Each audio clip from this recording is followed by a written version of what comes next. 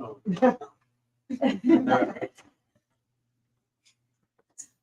All right. Well, hello, everyone. Thank you all so much for coming out today. This is Left Bank Books presents Ryan Lasala for The Dead of Summer, which has just been released, and you are the first in the country to be able to get your hands on this book. I am Shane Mullen. I'm the event coordinator here for Left Bank Books. It is my absolute honor to be able to set up events for authors that we love and support, and we are so happy that you are here helping to share that love and support for these incredible authors. This event is presented by Left Bank Books and the Left Bank Books Foundation. It is with your support that we are able to do such incredible events. When you buy locally from a store like Left Bank Books, not only are you supporting the authors, but you are also helping keep our doors open, and your tax dollars are going back into the economy at an incredibly higher rate, allowing your libraries to stay open and free and stocked with books, allowing the parks to remain free, the museums, the zoo, but also doing things like paving streets and things that you might not think about every single day, that all of that money is going back into the economy and helping make St. Louis a better place. So thank you so much for being here and for supporting us. Today we are here to welcome Ryan Lasala, the best-selling and award-winning author known for his genre-defined, queer-centered horror and fantasy, including The Honeys and Beholder. The Dead of Summer is an action-packed story of queer horror that has everyone's adrenaline pumping. The Tiffany D. Jackson, the New York Times bestselling author of The Weight of Blood, says, "The Dead of Summer is like a Mike Flanagan movie, visceral and unsettling, the perfect creepy read." And Kosoko Jackson, the USA Today bestselling author of The Force Demands Its Due, says, "Ryan brings their A game with The Dead of Summer. As much a work of art stylistically as it is structurally, Ryan's sharp signature prose reminds us all of the siren song power of their craft. An engrossing read that'll absolutely pull you under." Today, we are so happy to have Ryan in conversation with the multi-best-selling author, Soman Chainani. And speaking of, we will be in conversation with Angie Thomas this coming weekend at the St. Louis County Library. We're also very excited for that event.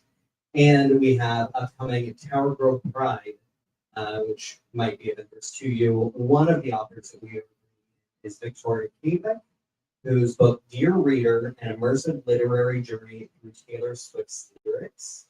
So she will be one of 6 authors, potentially 7 authors, signing in our booth at Pride, and we are really excited for that. And now, back to tonight's event. I am very happy to introduce our authors for tonight. Soman Chainani's 6 novels in the School for Good and Evil series each debuted on the New York Times bestseller list. The series has sold over 4.5 million copies, has been translated into 33 languages, and has been adapted into a film by Netflix that debuted at #1 in over 80 countries. Who has seen the film? Yay! I know, the cameos are amazing. His collection of retold fairy tales, Beasts and Beauty, Dangerous Tales, was also an instant New York Times bestseller and is in development to be a television series from Sony 3000. He is a graduate of Harvard University and received his MFA in film from Columbia University. Every year he visits schools around the world to speak to kids and share his secret, that reading is the path to a better life. And we also have Ryan Lasala, our guest of honor, is a best-selling and award-winning author known for his genre-defying, queer-centered horror and fantasy, including The Honeys and Beholder. His work has been featured in the New York Times, NPR, Entertainment Weekly, and more. He writes to you from New York, overseen by his pet, haunted little girl. He can hold his breath for 1 minute and 3 seconds, and you can ping him on his cell phone at ryanlasala.com. And now, if you would all please help me in warmly welcoming our incredible guests for today. Welcome to St. Louis. I hear you have a history with our city. I am so happy to be back. It's so good to see so many smiling faces. Who was here when I was here for Beholder? Yeah, okay. I was going to say, I think they recognize you. Thank you. It's good to see you all. And it's good to be back. Thank you for welcoming me to your city. Oh, my pleasure. I mean, do you want to talk a little bit about how you came to know the students of this book club? Oh my gosh. Okay, so there's a few steps in this story. I had come to St. Louis for something. I think it must have been like some sort of like conference or something. And I was here for that, but I did a school visit while I was there. And while I was there, the school visit was fantastic. It was wonderful. But after, some parents on the internet had a little bit of a reaction to me being in school, which had nothing to do with the book or anything like that. Too, it was purely sort of out of left field. And then the next time I came back, I was all scared because I was like, oh my gosh, like I don't want to get anyone in trouble because of the books that I write and because of the topics that I tackle in my fiction. That sometimes puts me in the crosshairs of people who have like a larger agenda that has really nothing to do with books. And so I was a little worried kind of coming down here. But then I came for Beholder on the last tour that I was on here, and this band book club showed up, and you like lit my world up in such a fantastic way, and it was the most perfect timing for me because I was sort of at this like low in terms of energy, and then meeting like a high school group of readers was fantastic, and it is something that has like kind of stayed in my heart for all this time, and now getting to come back and make the shirts that you all made, it means a lot. So it's great to be back. What a wonderful way to start off. Why don't you start by telling us about how this book came into existence, like where the idea started and when you got it and how you started writing it. Yeah, so has anyone here already had a chance to read the Dinosaur? Oh, okay, all right, if you really read. We have ARC. Yeah, you guys are, okay, gotcha. So it just came out, so don't worry, we're not gonna spoil anything. I'm just gonna give you guys a few of the sort of opening scenes that are in the book, and it is also the first of two books. So there's a whole second half of the story that's coming out next year. But yeah, The Dead of Summer, it comes from a lot of my fascination with the ocean and the size of an ecosystem like that, the profundity of it, the types of creatures that have to evolve in such a wild place in order to survive has always been like that's like a childhood fascination for me. Like I was like a mermaid kid. Okay. You know how there's like pirate kids, Victoria Edgar. Yes. Yeah. Mermaid kid. I like love mermaids. Like Little Mermaid was my. I was a unicorn. You were a unicorn kid. You got the mermaids, unicorns, pirates. What else could you be? I feel like Well, because there's like dragon kids. oh yeah, but I didn't want You said no, the dragon them. kids. No, because they have dragon kids. I tried to be a Pegasus kid for a little bit, but there was not that many people to play like Pegasus games with them. No, I feel like any kid who would be a Pegasus kid will eventually end up in the unicorn kid. Yeah, or you're just like a horse girl. Yeah. Which is fine. I always say that I write for the girls, the gays, the days, and the nays. Okay. Being horse girls. Yeah. And so those horse girls, they rescued me. They really did. They were like, no one's playing with you at recess. Let's go gallop around. I was like, okay. So we pretend to be horses. Anyways, I love the ocean. I have a lot of feelings about the ocean, and I was lucky enough to grow up with a mom who decided for 1 week every summer we were going to go to Provincetown, Massachusetts, which is this like if you guys ever see Cape Cod, it's like this like bicep of a land, and right at the very tip of it is Provincetown, Massachusetts, and it's this like beautiful beachy town that the Pilgrims landed on first and decided they like didn't like enough, so they continued on to Plymouth Rock.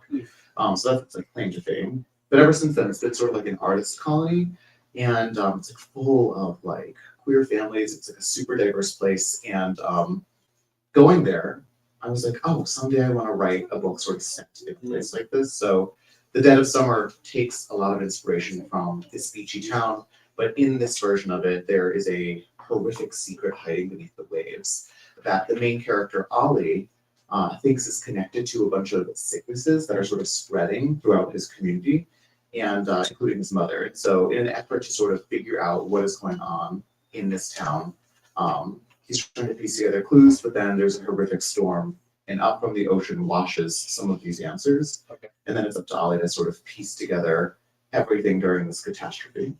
Awesome. And then tell us a little bit about Ollie, like where he came from, how you sort of developed the character and brought him to life. So when I decided I wanted to write this book, I was trying to find like, do we have any writers in the room? I'm curious. I'm seeing some people. Yes, okay, good. Thank you for being brave enough. I I feel like sometimes a big struggle is figuring out like, okay, well, I know the world, but who's the main character of this story, right? And I wanted to pick someone who had sort of the best chance of both surviving, but also doing something about the problem, right? And so instead of picking like a visitor to the island or someone who didn't really know it that well, I wanted to pick a kid who was born and raised on this island, who knew it really well, and who had sort of a visibility into the tension between being from a place that is really popular with tourists versus the tourists themselves. So Ali is this kid who, you know, his mom runs like a bed and breakfast. He's grown up playing the piano for the guests of this place, and he felt like kind of the right person for this. And a lot of his inspiration came from being in Provincetown throughout the summers and sort of seeing like the local teams that are kind of running the place, because everyone needs like a summer job, right? And I always had summer jobs growing up. I used to work at did you have a summer job? You know, I was that kid who was always into like summer enrichment programs. Oh, really? So Like tragic. fondly, or I mean, my mom just wanted to get rid of me, so I feel like it was anything she could do to like pawn me off to like a university that had a gifted program. right? Yeah, yeah. I was sent to summer camps. I think for much the same reason. And then when I got older enough, I was sent to a Ben and Jerry's, which I worked at. I didn't just like leave. You know, I worked at the Ben and Jerry's. stay on that for a second, because I've met many persons who worked at an ice cream store during the summer as a teenager, and they cannot eat ice cream. I didn't like ice cream going in Okay. to my job at Ben and Jerry's, and so I think that's why they hired me. They were like, "You're not gonna like eat everything." Yeah. But then I learned to like ice cream. Also, The like, reverse journey. yeah, the reverse trading. And now, you're right.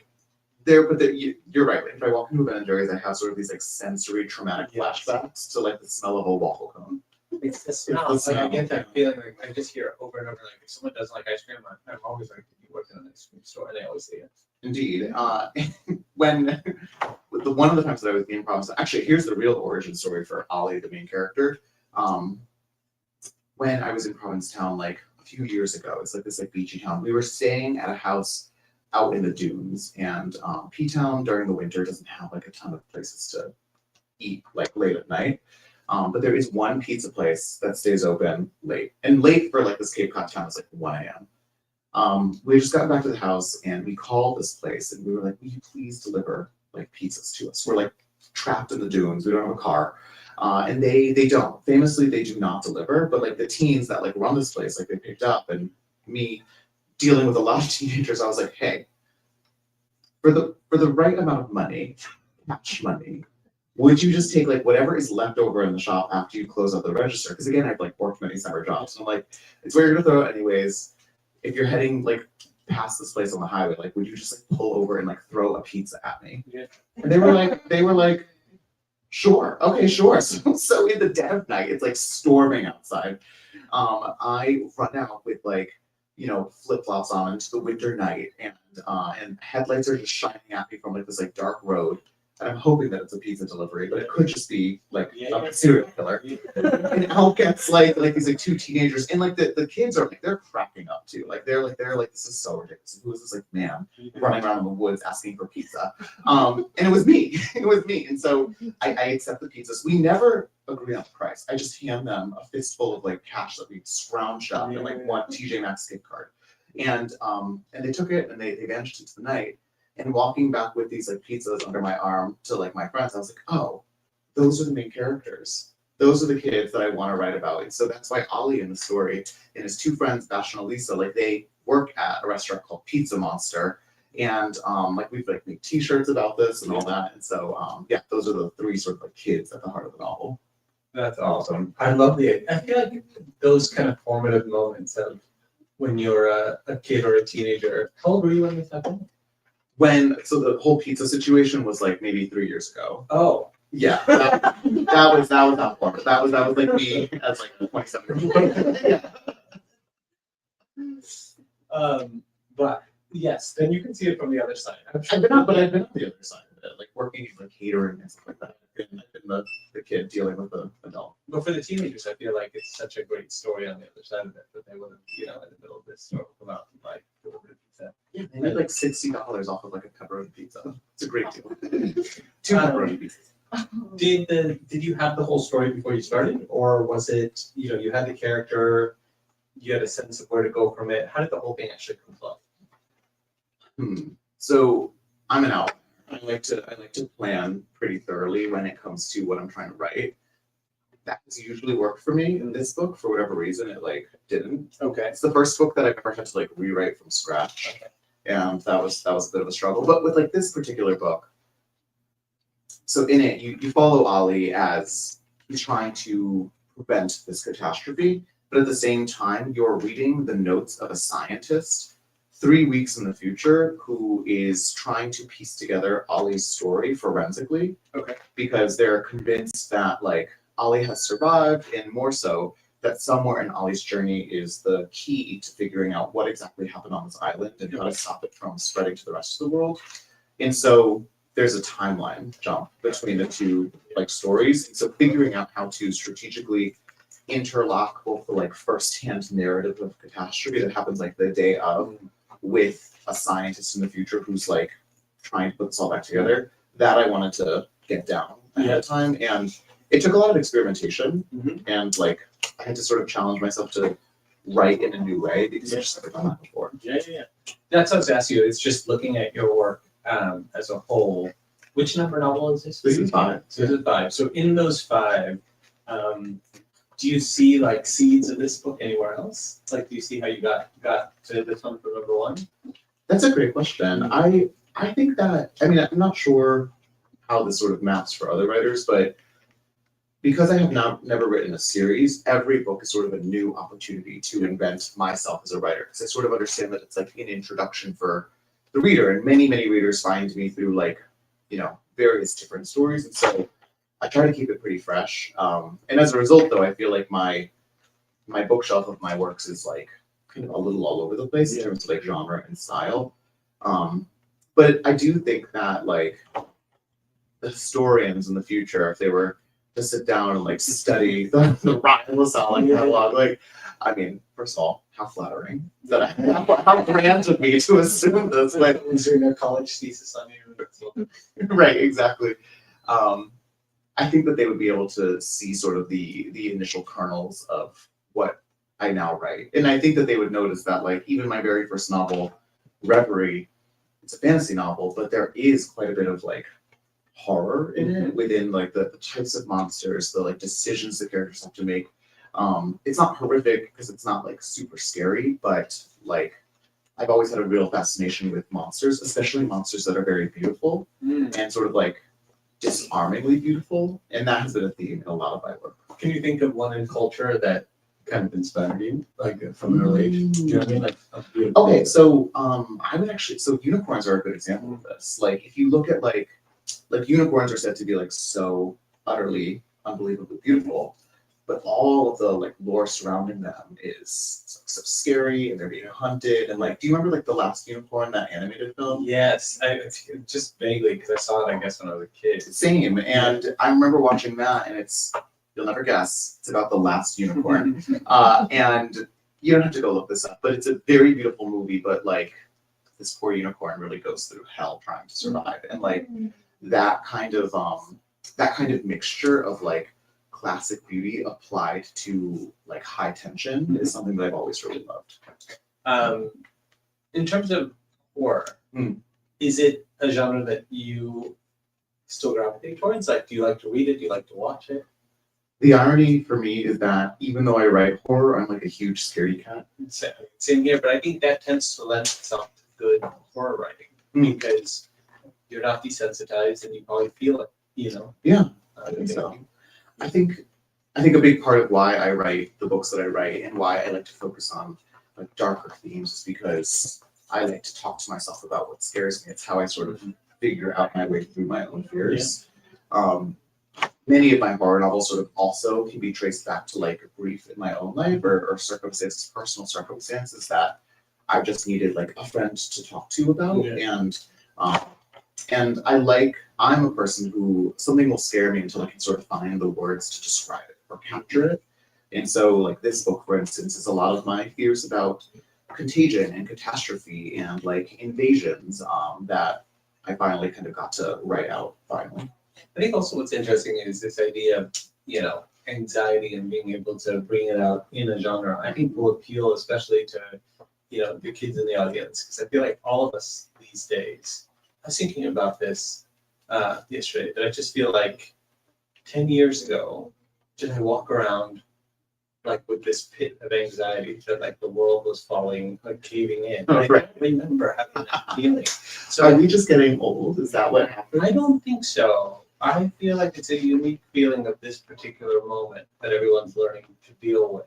And so I think it's interesting that you're working in this genre where you can actually make anxieties real. But I'm curious whether, at any point in your writing, whether the environment in the world affects the story, or whether you're quite separate in the way that, you know what I mean? No, I think that I couldn't really get away from reality even if I wanted to. And I think even like, people who write fantasy often resort to escapism as a means of getting away from something particular Yeah. in our world. And that's often what like readers will bring to the table. They're sort of looking for a particular kind of escape.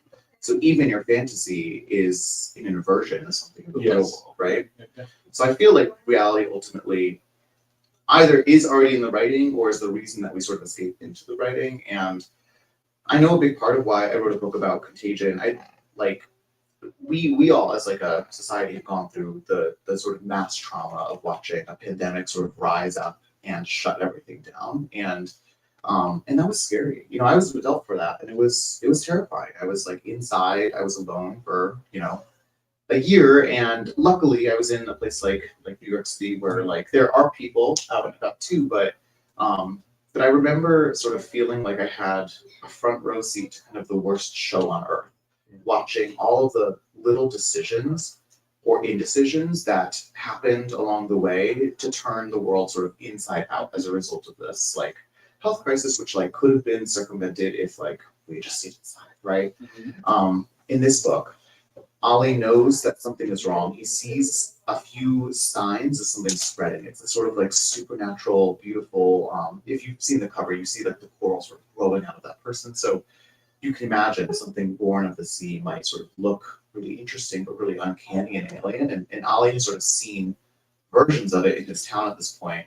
And he runs to first the police, but they can't help him because they're dealing with this storm that has knocked down the power lines and it's complete pandemonium. So the next authority figure that he resorts to is this drag queen friend of his mother. And her name is Wendy Pretendi. She's a drag queen that reads at the local library. She reads storybooks to kids, and she's a pillar of the community because everyone knows her. And Wendy is the person to sort of ask all the other drag queens in town who are just trying to keep the place running, like, what's going on in the world? And they all get together at the pizza shop, and they trade notes and say, yeah, okay, something's definitely wrong. We're going to try to keep everyone inside tonight. So they actually issue a dropped anchor order. That's what it's called on the town, where they keep everyone inside just for the night. Because if you've grown up in like a queer sanctuary, you kind of have to be ready for different types of monsters potentially to kind of potentially show themselves. And so the disease is one of those monsters, and they have a solution for it. They tell everyone to stay inside, and they're almost successful until a group of bachelorettes shows up and determined that hell or high water, literally, they're going to have their karaoke. And they force the bar to stay open late, the only bar on the island. And as you can imagine, the only lit up bar on this like main drag is like a hot zone for all the potential things lurking in the night. And that's kind of where Act 1 ends of the book. And it's where the rest of the catastrophe sort of kicks off from.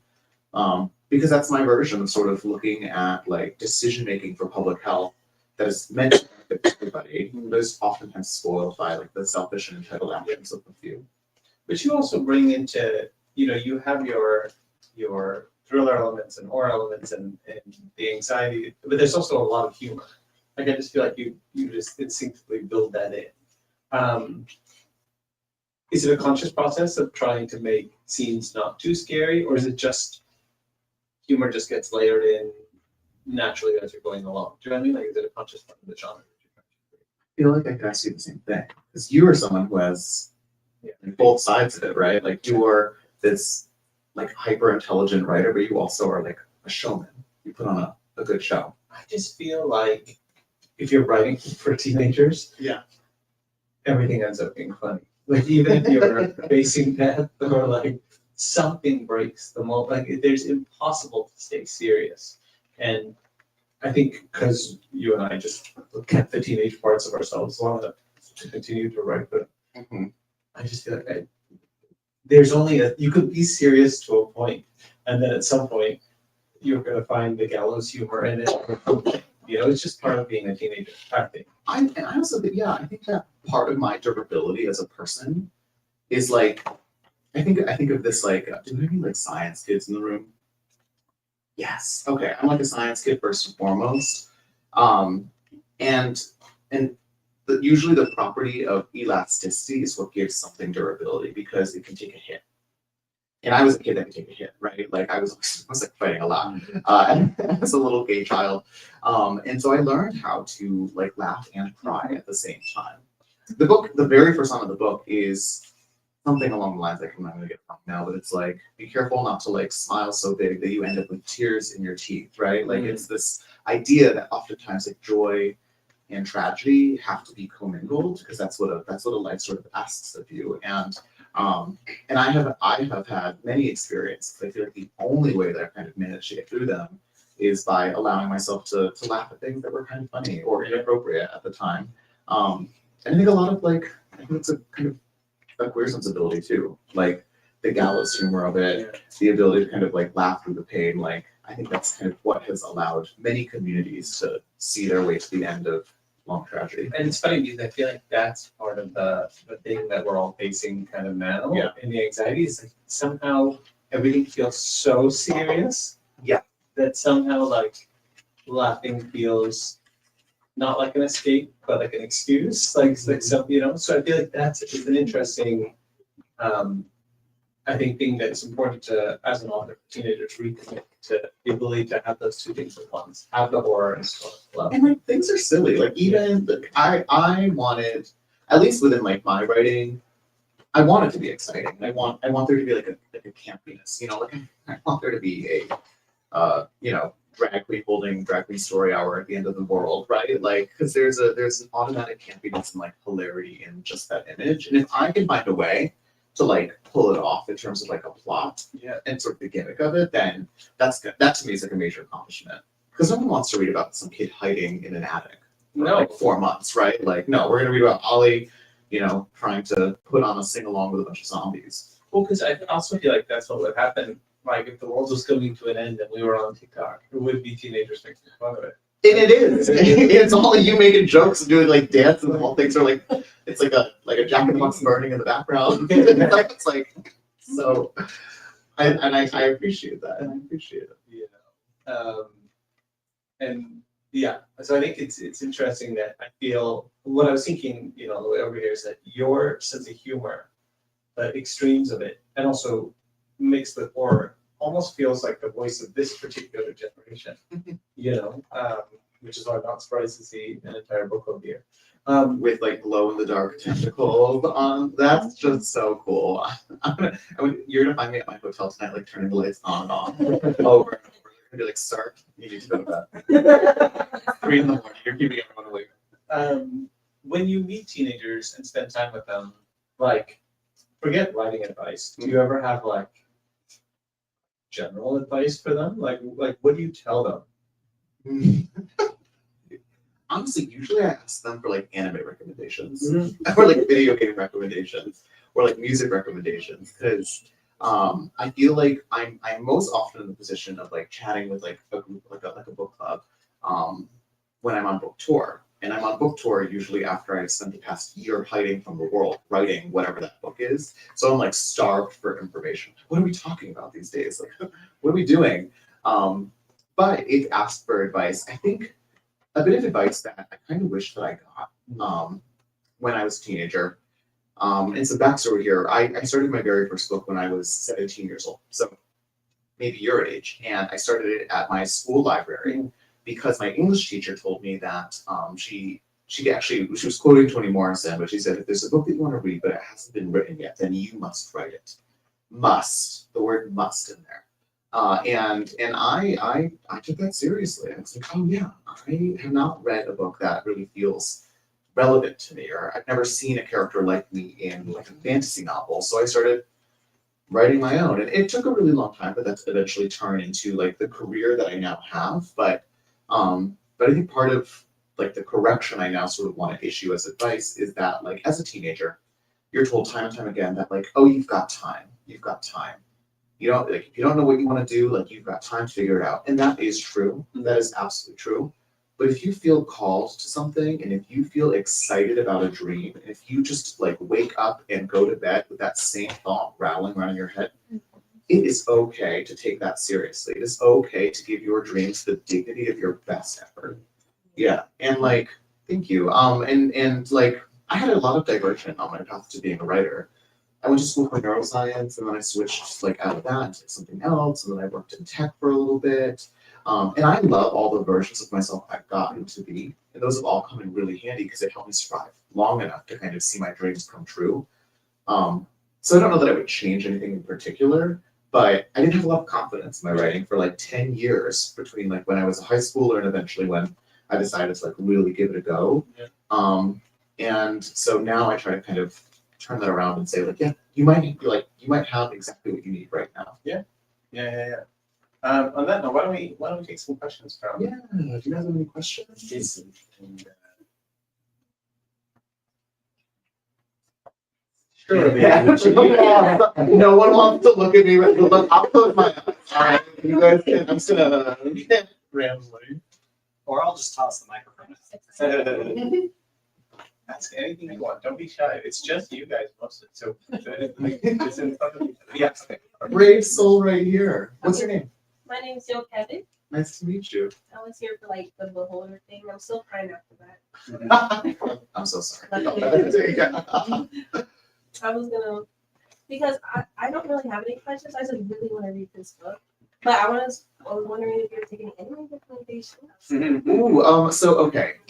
I would love so when we do this time, like, yeah, you got like an anime or a video game recommendation. Book recommendations I'll take too, but I get a lot of book recommendations, which is my normal life. So I'm ready for something fun. But I asked last night at an event, and someone recommended Apothecary Diaries. Yes. It's so good. Yeah. It's amazing. But you know what? Sorry, we're in a discussion. I started to watch it and I turned it off because the opening animation is so stunning, and then the show starts and it's not the same animation. It's like where'd the budget go, girls? What's going on here? No, Wait. I heard that they got budget for season 2. yeah, it's very good. This is so anime. You got to watch like 46 episodes. No, To get to the good part. It's good to see that. All right. Okay. All right. I'll consider. I'll consider. Yeah, but let me know if you got when you come up later. We don't have a weed club right now. I'm curious if people are watching, so let me know. That was a good first question. All right. Well, yeah. So you got to do a little bit of the audiobook. So what was that like? And were you approached or did you like ask to be part of the So the question about the audiobook, which I do have a cameo in, and whether or not like I approached them. So I feel like they did approach me about acting in the audiobook, but that's kind of the most flattering version of it. The reality is that like I'm a control freak, and books ago I like emailed the producer for my book the Honeys, and I was like, I've got a lot of ideas, buddy, about how we're gonna make this a success. Because audiobooks. Do you do a lot of audiobooks? Yeah, but I use the same narrator who's a good friend of mine who I know I don't have to, like, I just know, Right. She's going to do it right.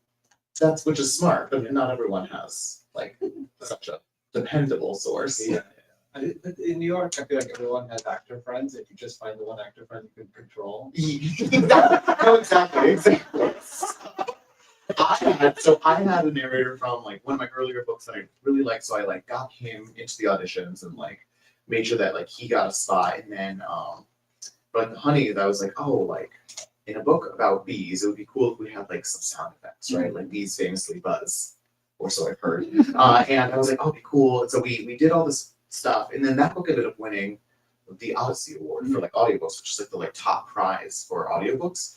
And after that, I've now become like a terror with these people because now I'm like, well, I clearly have great ideas. I don't actually, but they allowed me sort of in the room for the planning of The Dead of Summer, and because the book toggles between Ollie's point of view and then these like forensic notes of this like scientist, like there's a lot of like interview transcripts in it.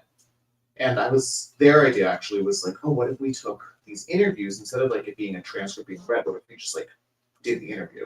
So it's actors acting out the entire scene of that conversation, which is really cool. And you're sort of listening via like a recording device that's been like, you can like hear the like press of the play, all that. It's cool. They asked if I wanted to record the acknowledgements originally because I sort of used my acknowledgements like an author note. And then since I was coming in anyways, they were like, do you maybe want like a small part as a radio talk show host in the audiobook? And I said yes without even thinking about it because I like how cool to like go into the studio, like you said, it's like sound booth, they like give you water with a lemon in it. Oh my god, but I will never do this again because it was so humiliating. Have you done any acting work? Like, nothing with my voice. Silent films. Okay. You said it's school for radio. I was gonna say I've seen I know. Give a look to the camera. Yeah, no speech. An incredible look. But I thought that like I was gonna walk in and I was gonna wow everyone with my sparkling personality. It was way harder than I was ready for it to be. That's what I've heard. Like, it's just because it's that dead air, and it just you have to somehow fill it, and you have to do it a few times. And the really pro audiobook narrators just get it on the first time. It was amazing. Yeah, and I was in a scene with like the sheriff. Like that's who my partner was. He was so good, and I was listening to him, and then it would be like my line, and I could hear how different we sound, like we were from like different worlds. And it ended up being fine. I like if you listen, like you'll hear me, and you can laugh at it, but it was I've learned my lesson in terms of overestimating my ability to do something like that. I think you did great. Thank you so much. Who else? Yeah. Do you just spend time thinking about like how am I going to like rip this reader's heart out? Like I'm thinking specifically like organ scene, you know? Or is it just something that happens? Can I tell you that organ scene was like largely improvised when I was writing it? Yeah, well, I'm kind of mad. Yeah, I'm sorry about it. Don't worry, we'll get through it. I'm just saying you're like, what can I do to like make this person I will tell you, demolish them? Yes, I do some calculus in my heart of hearts, thinking like dark thoughts about like what I can sort of deliver. Because that's my job, right? Like my job as a horror writer, like I'm gonna test you. I'm gonna introduce you to fears that you never even knew you had in scenarios that are so unbelievable that you're like, how are they gonna get out of the situation? And I'm gonna show you how to be brave in those situations, right? Like that's my job. But that particular scene, as I was writing it, I was thinking about all the times that writers in panels that I've watched talk about how they cried writing something, and I used to think, oh my gosh, what losers. But I was weeping while I wrote that particular scene. So I was there with you talking about it. I appreciate that though. Okay. Yes, see that.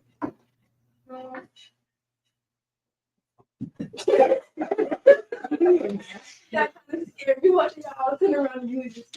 But I was looking through the book, and when you had mentioned, like an infection going around the town or something, that kind of caught my eye. Like when you was thinking about how you can make an infection, like would you think of like The Last of Us? Did you have any references? Because this reminded me of The Last of Us. Like, Yeah, right. Yeah. Did you play the game or did you watch the show? I watched the show. I watched the show too. Yeah, the game too scary for me. Yeah. I'm like, that character's never gonna move. I'm saying wherever I am, they're gonna get me immediately. But so I love The Last of Us, and I hadn't actually watched it until I like wrote this because I was like, oh, that seems kind of similar. But I love the idea of like mankind sort of being like overtaken, retaken by something from the natural world. And in The Last of Us, it's a fungus. And and here's a fun fact: that's a real fungus.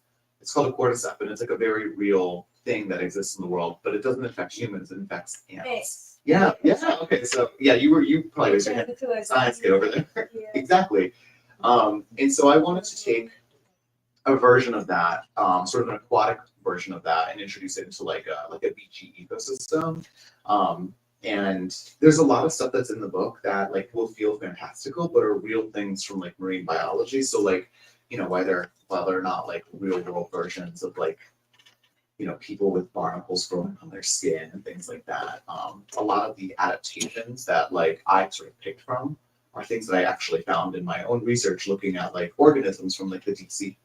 So when Ozzy figures out there's something wrong with like the town and people are affected, like is it something like physically on them, like, or is it just a code? Is it something like physically? Like, I'll tell you. So the way that he figures it out, and this is very early in the book, so don't worry, I'm not spoiling anything, is something from the deep sea obviously needs a marine environment, right? Like it can't just, it'll dry out, right? If it's out in the sun.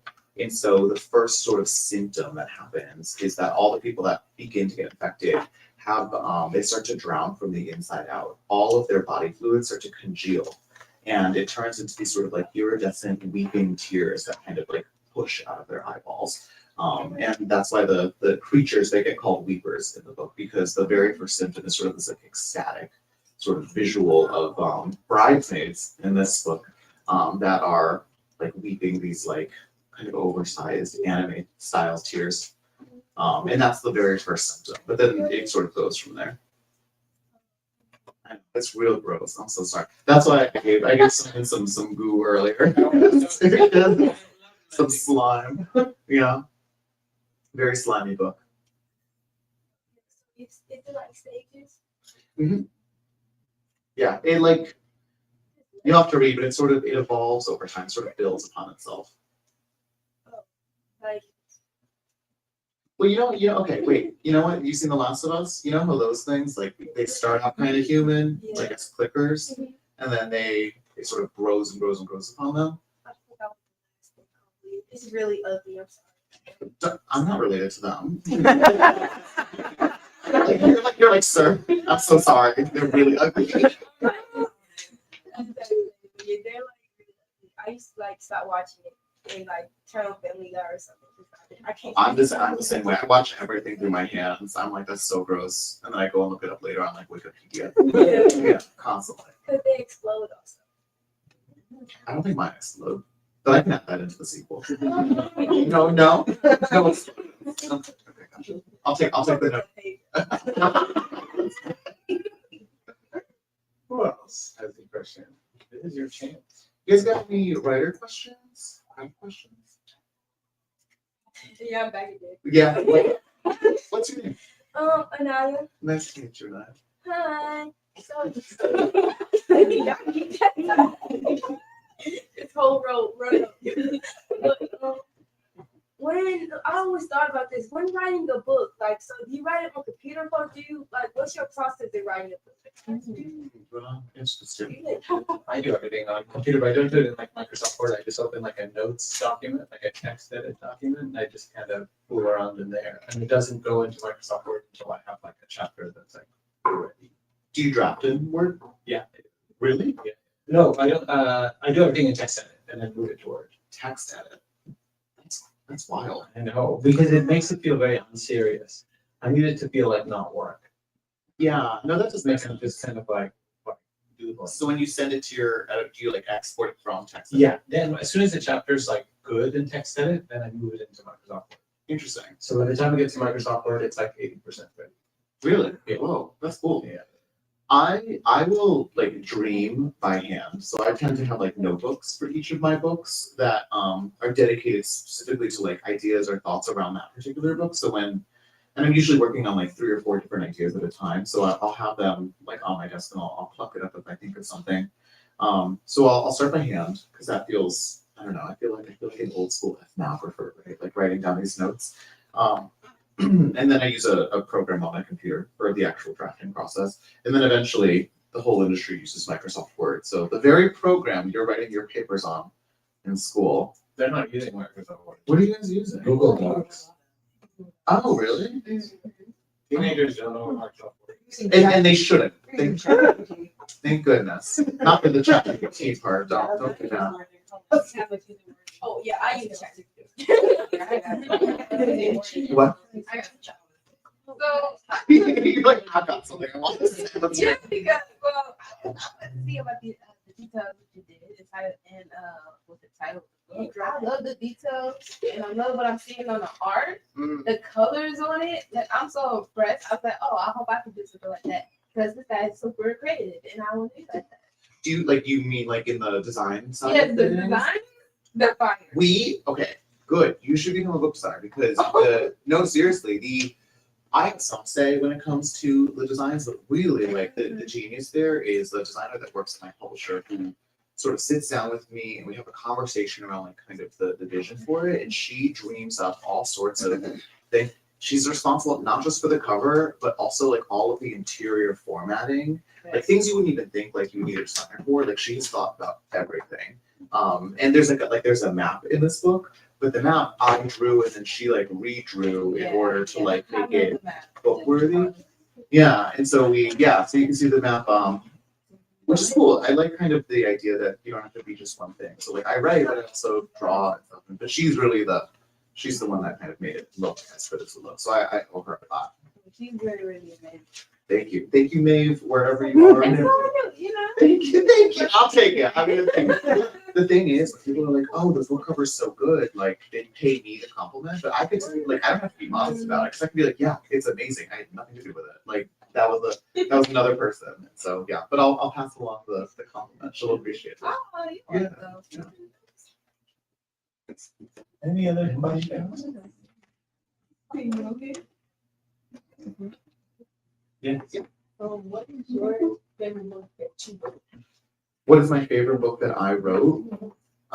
This one, really. And I do mean that sincerely. This is like the hardest I've ever had to work at something. And there was a moment where I really thought it was going to come out like really bad. Like I had that fear for a long part of the process. But I'm really happy with how it came out. The sequel, I'm very excited about. But I'm currently in that moment with the sequel where I feel like the sequel is like the worst thing I've ever written.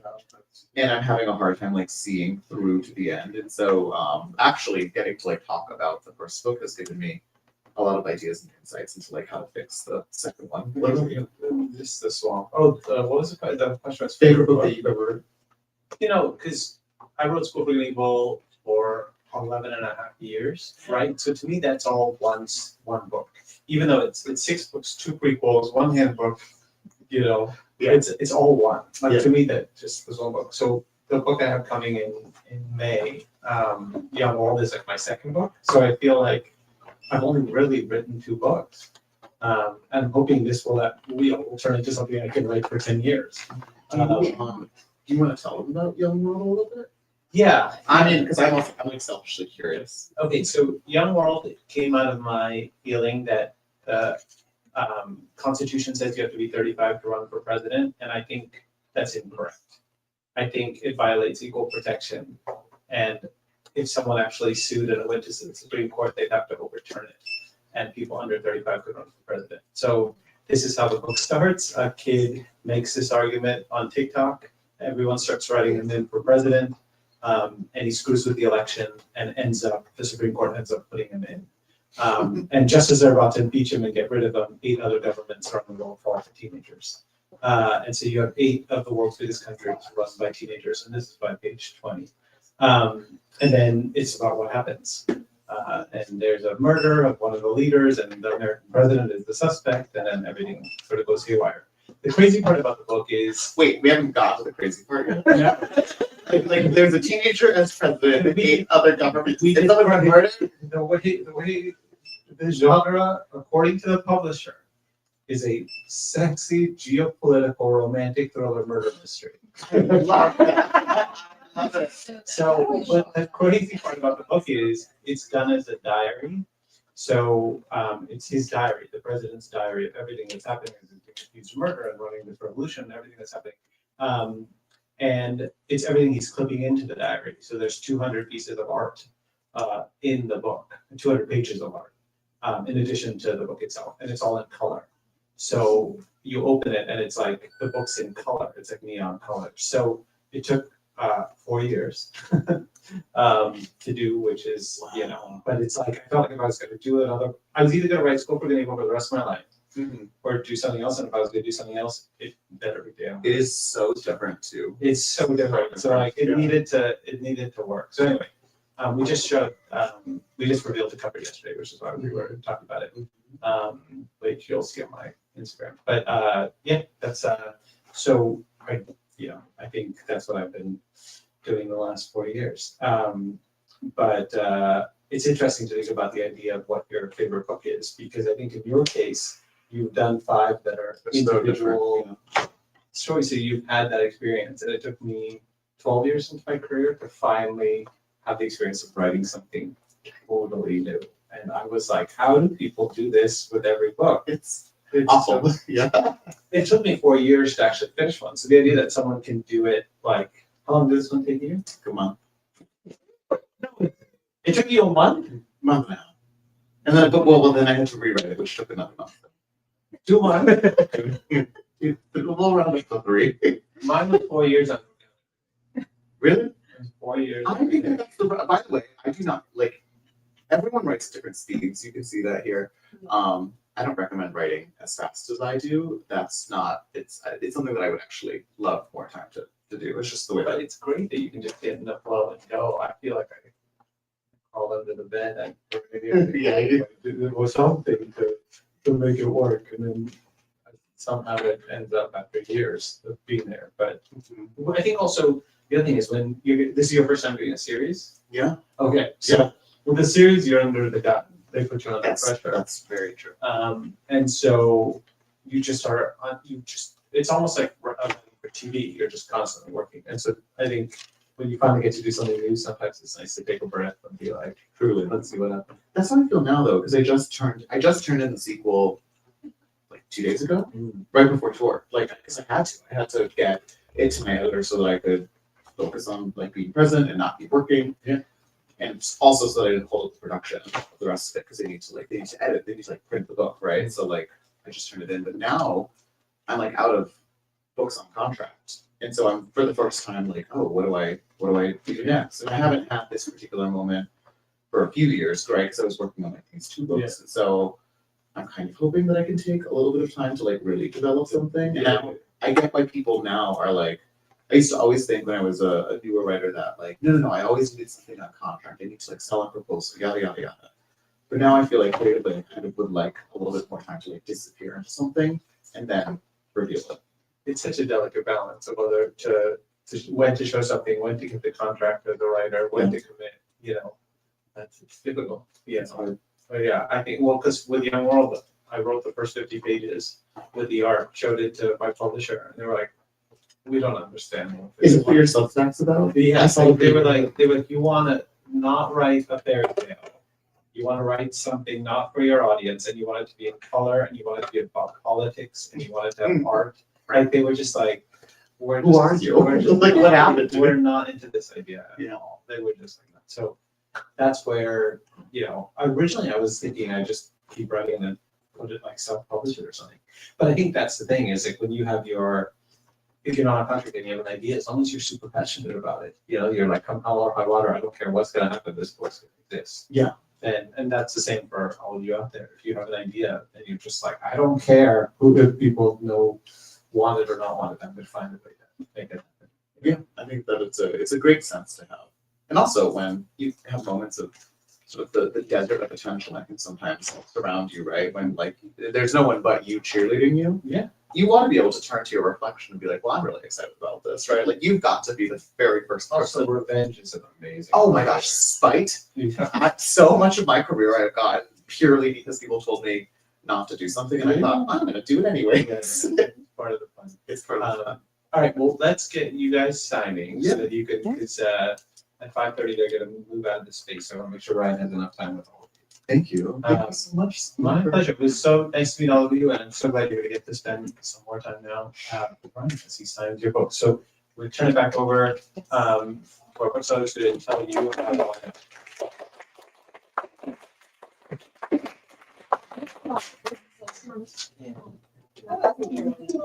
We do have books for sale at the desk, so if you wanted to get one of Brian's previous books, we do have those, as well as we don't have the entire series, but we have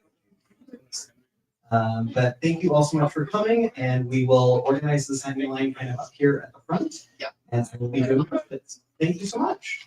Thank you, everybody.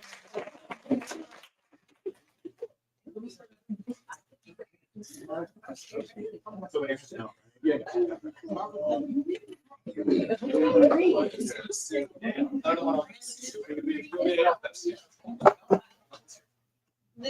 I mean, maybe I'll show up. I don't know. I'm shy. You're doing the SmackDown? I can't wait to see. We'll see. I have